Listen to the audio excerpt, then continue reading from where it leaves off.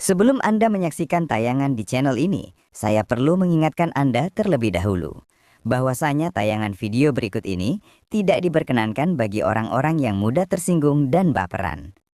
Jika Anda seorang yang kritis dan haus akan kebenaran melalui uji validasi data, channel ini sangat tepat untuk Anda. Oleh karena itu, harap dipertimbangkan sebelum Anda melanjutkan. Selamat menyaksikan. Ya, silakan Dian Sahril, nyalakan kamera dulu. Bentar, saya nyalakan dulu. Oke, udah nyala kah? Belum. Saya bantu dari sini. Nah itu, saya bantu. Udah saya kirimkan permintaan untuk menyalakan kamera.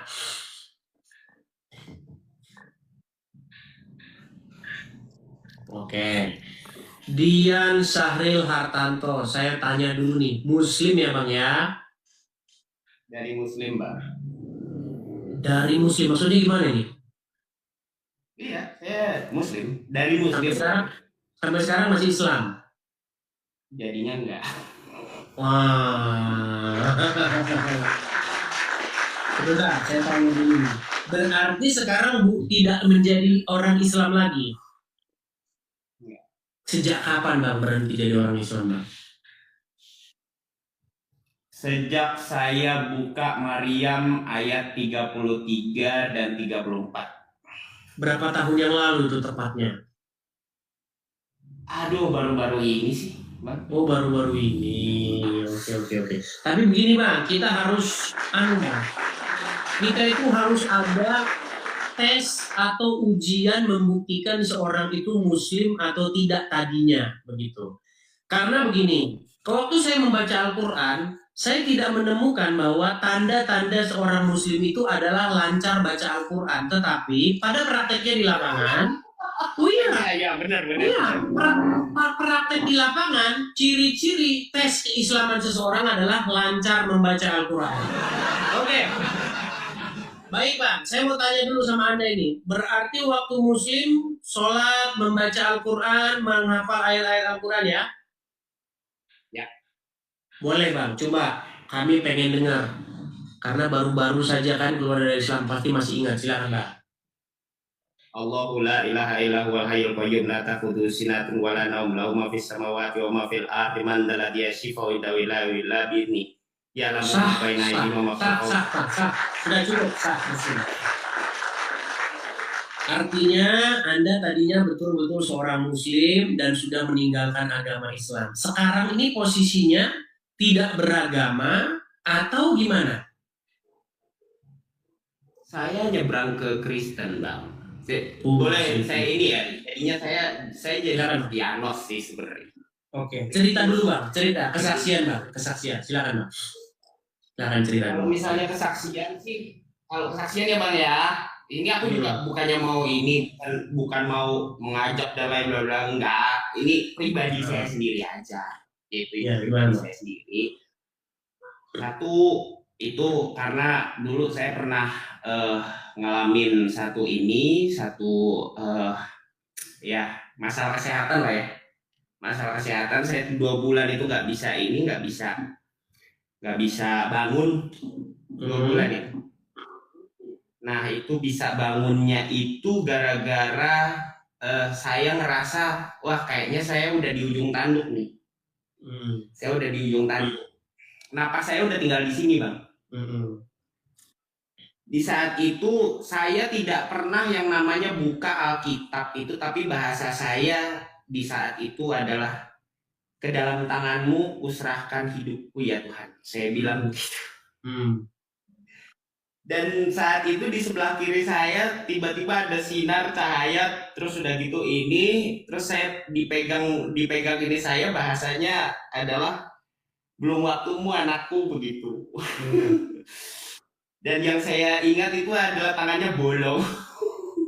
Oh begitu. Itu belum Muslim, belum pindah tuh Bang. Masih Islam ya? Masih. Oke, terus? Masih. Nah, di saat setelah saya dipegang begini, siang selama ini saya itu cuman bisa duduk terus udah gitu langsung rebah, duduk rebah. Hari itu saya bisa nyetir motor. Artinya Anda mengalami satu peristiwa kesembuhan begitu ya, kesembuhan ilahi gitu ya. Itu langsung, itu yang saya rasain selama 2 bulan itu udah nggak ada. Lalu?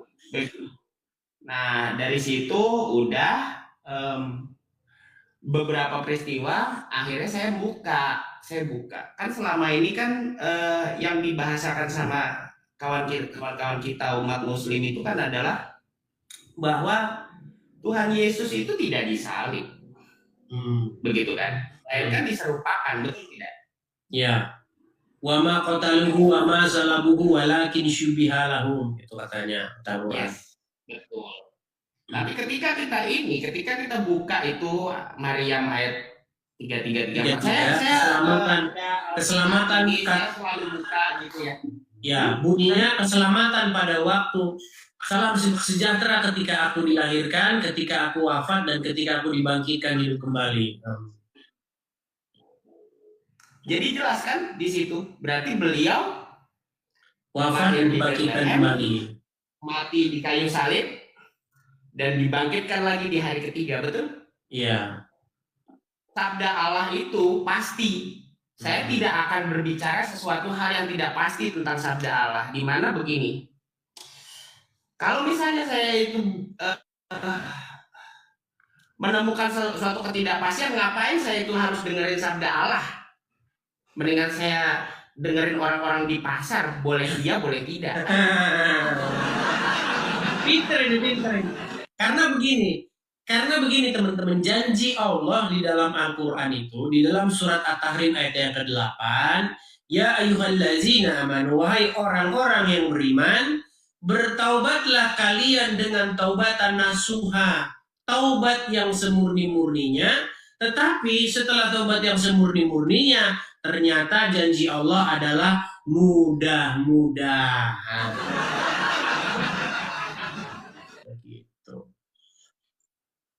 Itu. Nah, ngomong-ngomong kita tadi apa ini, Bang? Sorry, saya baru ini. Kita sih ngobrol-ngobrol saja sih antara Islam dan Kristen. Cuman Anda orang yang kesekian kalinya dari banyak orang-orang Muslim yang sudah meninggalkan agama Islam begitu. Cuman nanti kalau kita buka room kesaksian begini, nanti yang mantan Muslim keluar semua itu pengen cerita juga. Pengalaman yang sudah begitu. Kayak gitu. Kalau satu naik, yang lain naik semua. Ketika saya searching, ternyata begitu banyak nama Islam Isa Putra Maryam itu malah di Al-Quran itu bahasanya tentang Isa Putra Maryam semua, dan semua mengacu sama dia. Iya. Muhammad itu di dalam Al-Quran hanya disebutkan 4 kali, Pak. Nggak banyak. Iya. Gitu. Justru malah Isa yang dikatakan sebagai sosok yang suci begitu. Iya, betul. Di mana ada di dalam Al-Quran sendiri, boleh dibuka silakan. Di mana di dalam Al-Quran sendiri itu yang disebutkan dari kakeknya, anaknya sampai cucunya. Ya, betul sekali. Ali Imran. Sementara di dalam Al-Quran tidak ada cerita siapa kakek moyang Muhammad dan siapa silsilahnya, nggak ada. Betul. Gitu. Toh juga namanya kan sebenarnya Ahmad, toh. Ahmad bin Abdullah, toh. Iya, karena di dalam Al-Quran ada di dalam surat As-Saff ayat yang ke-6 itu, di situ dikatakan akan datang setelahku Nabi ismuhu Ahmad. Nah, Ahmad dirubah jadi orang Islam, sama orang Islam jadi Muhammad.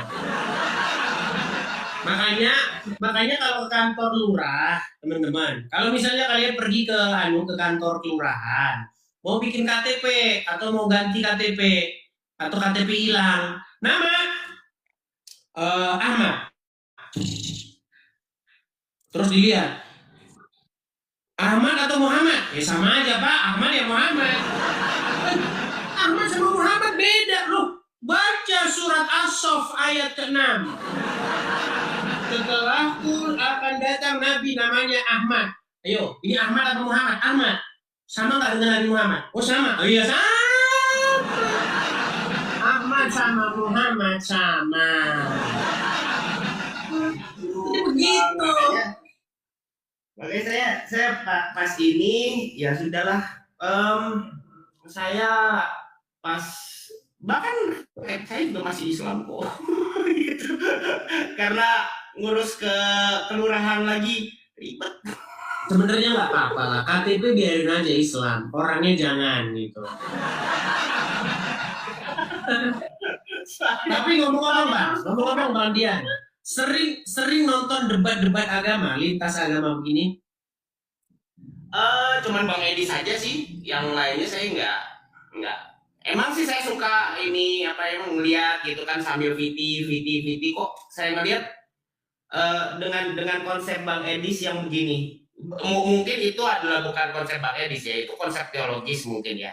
Jadi begini, bahwa Tuhan Yesus Kristus itu disalib itu bukan berdasarkan atas kehendak Allah sendiri, melainkan apa? Itu adalah rancangan dari si jahat. Ketika rancangan dari si jahat itu mungkin seolah-olah itu terjadi sama Tuhan Yesus.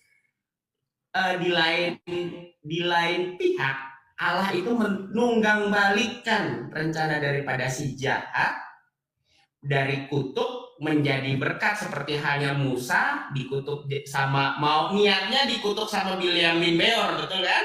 Betul. Ternyata dia malah jadi dapat berubah kutuk menjadi berkat. Iya.